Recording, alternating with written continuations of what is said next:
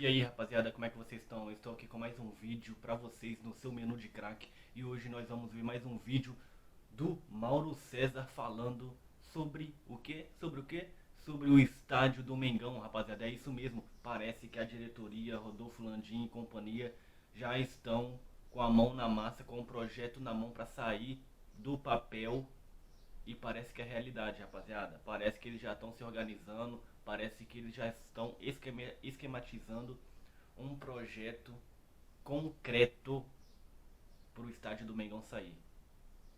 Só que, para a gente entender isso, nós vamos precisar ver o Mauro César, ver ou ouvir o Mauro César falando sobre esse assunto.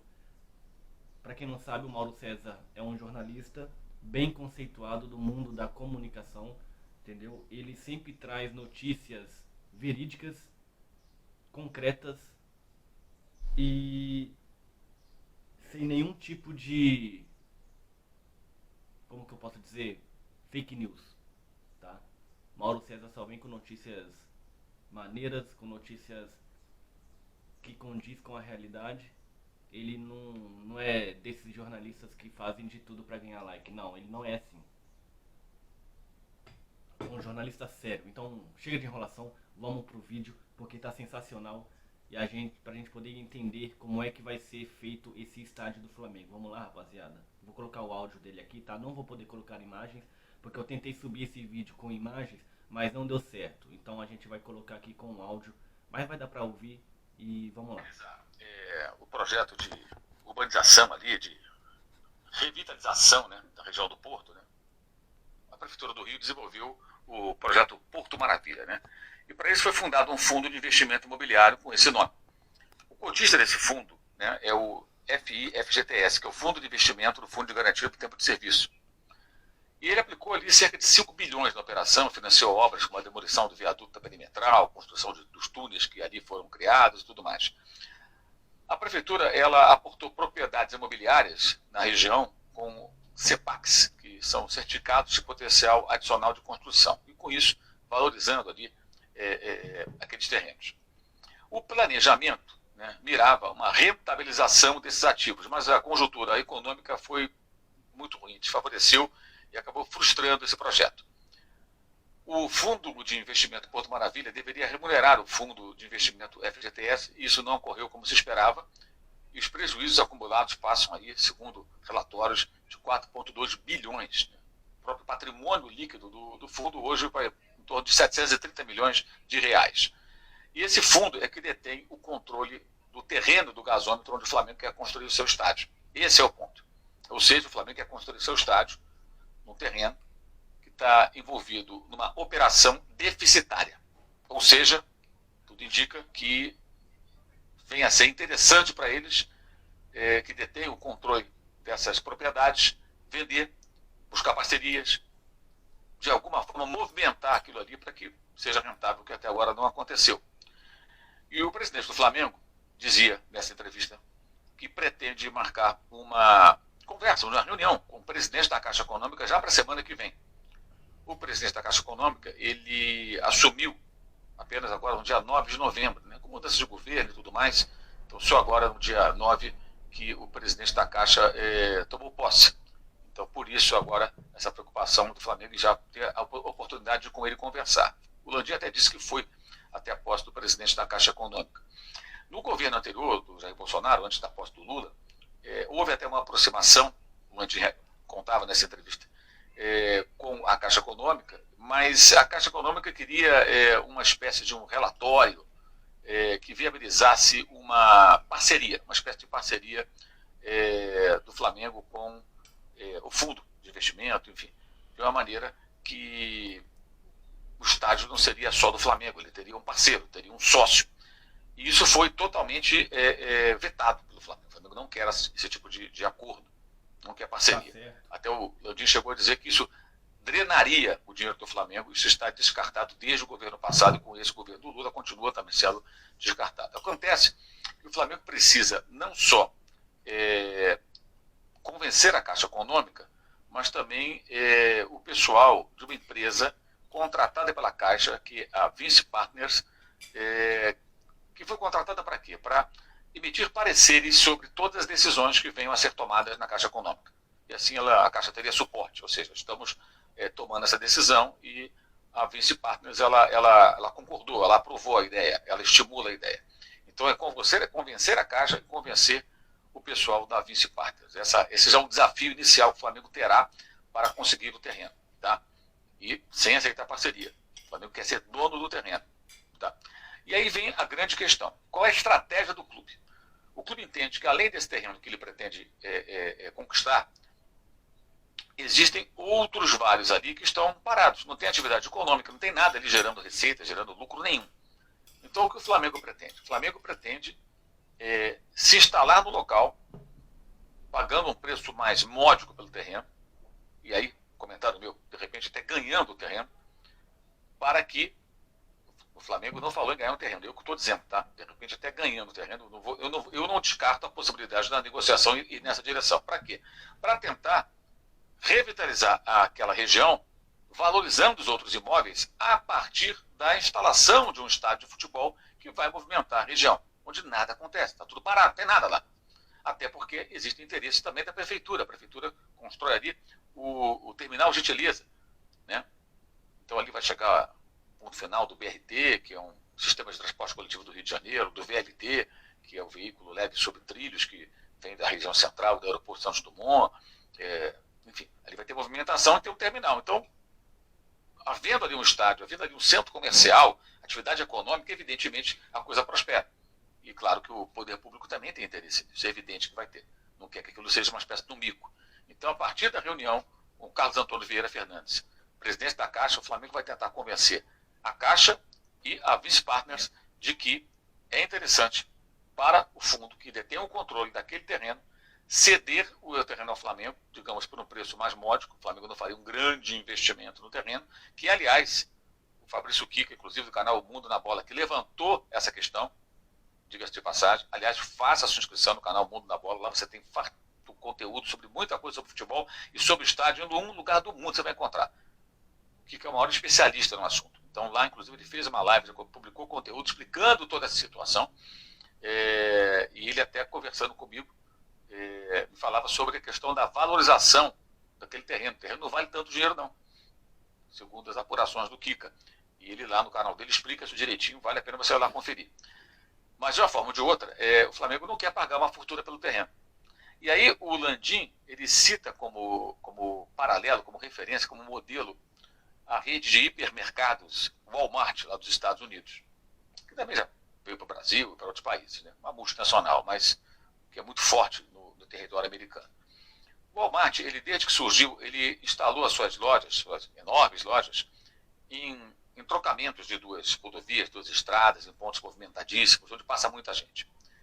E ele percebeu, o Landim comentava nessa entrevista que ele nos concedeu, que depois de um tempo, o Walmart se instalava no local e ao redor surgiam várias outras lojas menores, de serviços, restaurantes, de outros produtos, ou seja, para absorver um pouco desse público consumidor que se dirigia até aquele local para frequentar o Walmart e acabava comprando em outros lugares próximos. Ao perceber isso, o que fez o Walmart? Toda vez que ele queria inaugurar uma loja em determinado local, ele abordava os proprietários daquele local, daquele terreno e falava: olha, eu quero abrir aqui uma loja minha, mas eu não quero pagar pelo terreno. Você me dá o terreno para que eu construa a loja e você vai faturar, porque eu trarei pessoas, muita gente, muitos consumidores para cá. E aí uma incorporadora vai ter interesse de abrir espaço para outros comércios menores, digamos assim, com outros tipos de produtos e serviços ao redor. E, de fato, nos Estados Unidos não são poucos lugares assim. Não só do Walmart, mas como outras redes de hipermercados que se instalam ao seu redor. Você vê uma série de outros pontos comerciais e de serviços que são instalados. Então, essa é a inspiração do Flamengo para tentar conseguir esse terreno, alegando que com o estádio ali, em dia de jogo, mesmo sem ser dia de jogo, vai ter gente que vai querer visitar, vai ter gente que vai passar por ali, vai tirar uma foto, porque o estádio, além de ficar numa região de fácil acesso, é inclusive em frente à rodoviária do Rio de Janeiro. Então vai ter, evidentemente, tudo indica uma grande circulação ali. Então o Flamengo não ganharia com atividades econômicas paralelas ao estádio. Flamengo ele ganharia o terreno, construiria o estádio. No estádio ele vai ter o museu, vai ter um restaurante, pode ter academia, pode ter visitação, pode ter centro de convenções, ele pode ter várias atividades dentro do estádio. O entorno não, o entorno outros vão explorar. Uma troca, um ganha-ganha. Essa é a ideia e essa é a inspiração do Flamengo. O projeto passa exatamente por aí. E para isso eles estão preparando um amplo estudo para apresentar, evidentemente, a Caixa e a Vinci Partners para que eles analisem e concluam, na expectativa do clube, de que isso pode ser um bom negócio. O estádio, dizia o Landim, vai ser um estádio de grama natural para jogos de futebol. Não há intenção de fazer shows. Gramado sintético fora de costação. Tá? Esse é um ponto importante. E como construir o estádio? Bem, aí vem uma outra inspiração do Flamengo, o Bayern de Munique. O Bayern de Munique, para ficar com a Allianz Arena, o estádio que foi construído para a Copa do Mundo 2006, na Alemanha, ele fez uma SAF parcial. Tá? 24,9% do futebol do Bayern de Munique, em forma de sociedade anônima, foi vendido para 3 grandes empresas. Allianz, que inclusive comprou ali com isso o name right do estádio, tanto que o estádio chama-se Allianz Arena, o do Palmeiras é Allianz Parque, né? Seguindo mais ou menos a mesma linha. Adidas, que há muitos anos fornece o material esportivo do Bayern, e aí fez um contrato de longuíssimo prazo, com pagamento de luvas, adiantamentos e tudo mais, capitalizando o clube, né? E também a Audi, montadora de automóveis, que tem um forte vínculo com o clube, faz lançamentos de carros no Bayern e tudo mais. Essas 3 cotas de 8,3% totalizam 24,9%. E o Landim explicava que pela lei alemã, se os sócios reunidos, ou um sócio isoladamente, detém menos de 25%, ele não apita nada. Então o Bayern manteve o controle absoluto do futebol, cedendo cotas a essas empresas parceiras que ajudaram a viabilizar o quê? Se tornar dono do estádio. O estádio que inicialmente do projeto lá atrás era para ser do Bayern e do Munique em 1860, um clube pequeno de Munique, que é azul, inclusive o estádio, cheguei a ir ao estádio, o jogo do Munique em 1860 do Bayern. O estádio azul do jogo do Munique em 1860, o estádio vermelho do jogo do Bayern de Munique. Mas o Munique em 1860 entrou numa crise econômica, não tinha a menor condição de pagar aquilo ali e ficou só com o Bayern. E o Bayern fez isso. Transformou em SAF, mas não como Botafogo, Cruzeiro, Vasco, que são 100% dos seus proprietários, John Textor, Ronaldo, 777, não. Uma fatia de 25%. Vendeu, capitalizou, e isso viabilizou a compra do estádio. Né? Muito bem. No caso do Flamengo, né, tomando como base aí, por exemplo, Corinthians e Palmeiras venderam name rights dos seus estádios por cerca de 300 milhões, que acaba sendo mais com a correção monetária, que são pagamentos de muitos anos, pode chegar a 400 até mais. Então, a referência que o Flamengo utiliza é a valorização do clube e a venda dessas cotas que totalizariam nas estimativas iniciais pelo menos R$1 bilhão, talvez R$1,2 bilhão. O Landim calcula que o Flamengo, no todo, 100%, valeria US$1 bilhão, que daí perto de R$5 bilhões. Se ele vende 25%, tomando como base o Bayern Munique, algo próximo disso, seria mais ou menos R$1,2 bilhão. O faturamento quase do Flamengo num ano, pela venda dessa SAF parcial. E com esse dinheiro, o estádio seria viabilizado e o que o Flamengo precisasse poderia buscar empréstimo. O Flamengo hoje tem muito crédito no mercado, conseguiria juros muito baixos, linhas de crédito muito favoráveis e tudo mais, que é uma questão que no passado seria inimaginável. Aí ele cita, né, o Flamengo tinha uma dívida quando ele chegou ao Flamengo com toda aquela tropa no primeiro mandato do Bandeira de Mello, ele era um dos vice-presidentes, né, se não me engano, de planejamento. E o Landim, ele lembra que, na entrevista, que o Flamengo devia 750 milhões, tinha uma receita de 212. Hoje o Flamengo tem uma dívida de pouco mais de 200 milhões e fatura R$1,3 bilhão num ano. Então o faturamento cresceu muito, e cresceu bastante durante o período de Bandeira de Mello e mais ainda durante essa gestão do Landim. Então os dois tiveram aí uma linha de trabalho em sequência. Até porque o Landim e os que estão com ele no mandato atual, né, nesses 2 mandatos, né, boa parte da sua diretoria, parte dela, também fez parte lá no início com o Bandeira de Mello, que se incorporou ao grupo até já bem próximo do pleito da eleição. Então era um grupo só que depois teve uma cisão. Mas essa linha de pensamento não mudou, que é muito importante. E então ele disse que estima esse valor. Aí vem um comentário meu. Bem, é importante que o Flamengo tenha a convicção de que consegue levantar esse valor. E tem que ter muito poder de persuasão para poder convencer os proprietários desse terreno de que vale a pena cedê-lo a um preço módico, digamos assim, ou bem mais abaixo do que as pessoas imaginariam, para usar esse estádio como alavancador de negócios ali numa região que está parada, que não está faturando.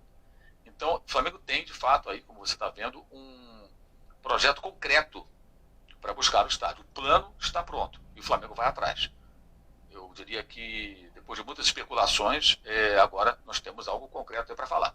E, importante, além disso, o Flamengo já estudou o solo, concluiu, inclusive, que vai ter que gastar um pouco mais de dinheiro, investir um pouco mais para fazer toda a preparação do solo, porque ali havia o gasômetro, né? E não era gás natural, era gás de nafta, que era utilizado na iluminação da cidade, no passado, aquela coisa toda. Então não é um solo contaminado, digamos assim, que tem que passar por descontaminação, de preparação e tudo mais. E até pela sua formação, ele precisaria de um alicerce, de um destacamento mais, segundo ele, mais intenso, mais poderoso. Então tudo isso, na opinião dele, pode até encarecer um pouco a obra, mas não vai inviabilizá-la. Tá? E o Maracanã? O Flamengo quer o Maracanã. Tem por 1 ano com o Fluminense, mais uma renovação por 1 ano, e quer ficar por 20 anos com ele, junto com o seu parceiro Fluminense. Aí o Landim disse que no momento que o Flamengo, digamos, o Flamengo conseguisse daqui a 6 anos inaugurar o estádio, ele tem o Maracanã por mais 15. Né? Faz o que com os 2 estádios? Joga no estádio do Flamengo e o Maracanã, o Fluminense vai jogar lá, pode ter show lá, e não vai ter jogo do Flamengo, eventualmente pode ter show, trocar o gramado, como o São Paulo já fez, por exemplo, está fazendo de novo. Poderia, porque com menos jogos vai ficar mais viável.